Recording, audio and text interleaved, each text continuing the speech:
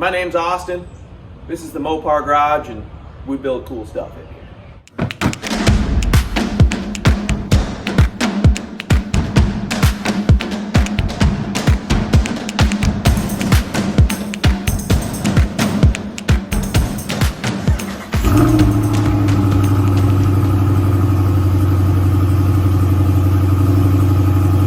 What's going on, guys? I'm all sweaty. Just got done mowing my lawn here in South Carolina. And huge news, my lawn will be the only lawn I'll be mowing from now on, because last month I accepted an offer to sell my company. So that means all my mowing accounts, all my commercial accounts, my trailer, all my equipment went with the sale, as well as my 2500. So the 2021 2500 Dodge is gone. The only thing I have left from the company is my push mower. That's for my own lawn. I never even use that for the company. And then my 94 trimmer and my 800 blower. So that is all that's left of the once thriving Happy Hour Lawn Care. So now sold the 2500. Obviously the second gen has been my daily for a while, but my next endeavor, my next job is going to involve a ton of driving. So I was between a couple gigs. One came with a company car, one didn't. I chose the one without the company car, way more freedom in the job itself. So that meant I had to buy something economical, which is not something that I've done in my life ever. You guys know I'm a truck guy. I don't like cars. Unless they're collectibles. We have the Shelby. You know, I'm gonna get a Challenger someday. I'd love to get a 1970 Challenger, probably never be able to afford one. So I'm gonna get a new Challenger at some point. But I had to go out, I had to buy something practical. And my criteria was the cheapest thing possible with under 60,000 miles that had Apple CarPlay, because I'm gonna be using my navigation from my phone all the time, and CarPlay is just kind of necessary. So I looked at like Toyota Camry. I didn't want something real small like a Corolla. I looked at some Camrys, I looked at some Accords. The market is so crazy right now. Those things are selling for stupid money. So I thought, what is a quality vehicle that's gonna get like 30 miles to the gallon with CarPlay that's relatively affordable, pending the market. I mean, affordable in this market is something different than affordable to me. But what I ended up with is a 2019 Kia, it's not a Forte, it's bigger than a Forte, Optima, Kia Optima. The only option this thing has, it's the LX, which I guess is their base model. The only option this thing has is pearl white paint job and carpeted floor mats. I do have the window sticker for it. Just wanted to give an update video. I mean, we won't go too deep into this thing. This is not what we do on this channel, but it's going to be strictly a company car. I'm probably going to put 30,000 miles on this thing every year. Yeah, it's a 19. It's in real good shape. It's got CarPlay.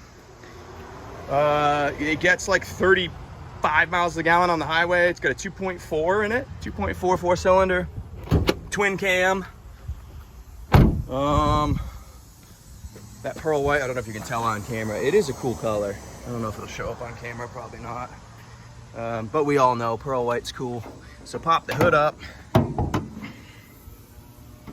Super clean. I mean, it's a 19, so it's, you know, one owner.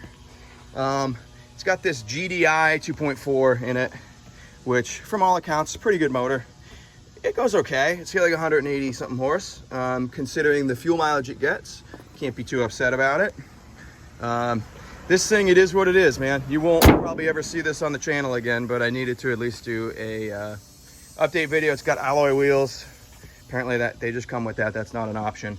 I looked at some smaller stuff like the Forte, but just too small. So this thing consistently was about $5 or $6 grand cheaper than Toyotas and Hondas that were the same price. Looked at a Chrysler 200. You know, Mopar guy, super partial. They're a little hard to find. There's not as many of them out there. Actually had one delivered from Carvana. It was hammered. I sent it back. It was in the price range, and it was a 200S, so it had the big motor in it and everything. Well, it's big.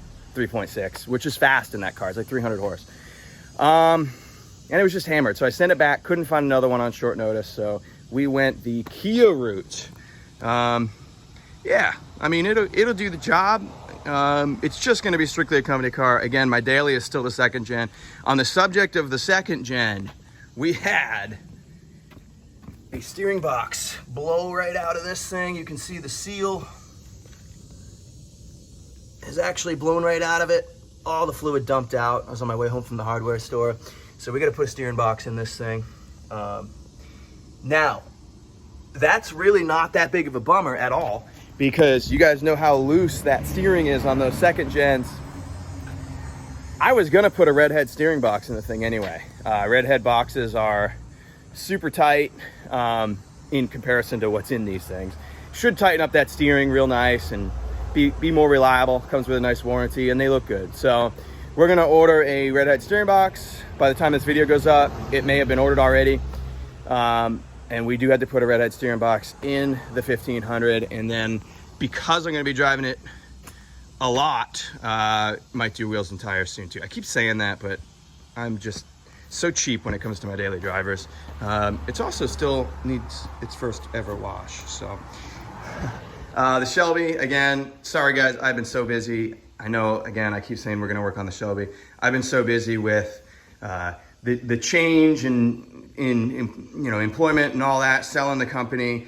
I haven't touched the thing. So I did source a guy outside of the Savannah, Georgia area who is like Mr. Shelby. This guy has like 15 of them and he's got warehouses full of parts. So I am gonna get some stuff from him. Just some spare stuff, probably some spare struts. Just looking to stock up on, create kind of my own parts stockpile. So anyway, just a short video. Just wanted to give a life update. Again, I keep saying we're gonna jump back on our projects. We will. It's just, it's been a absolutely crazy summer. Once things start to slow down and the weather starts to cool off, we'll be getting a lot more done. But anyway, just wanted to give an update video, and that's pretty much gonna do it for this one.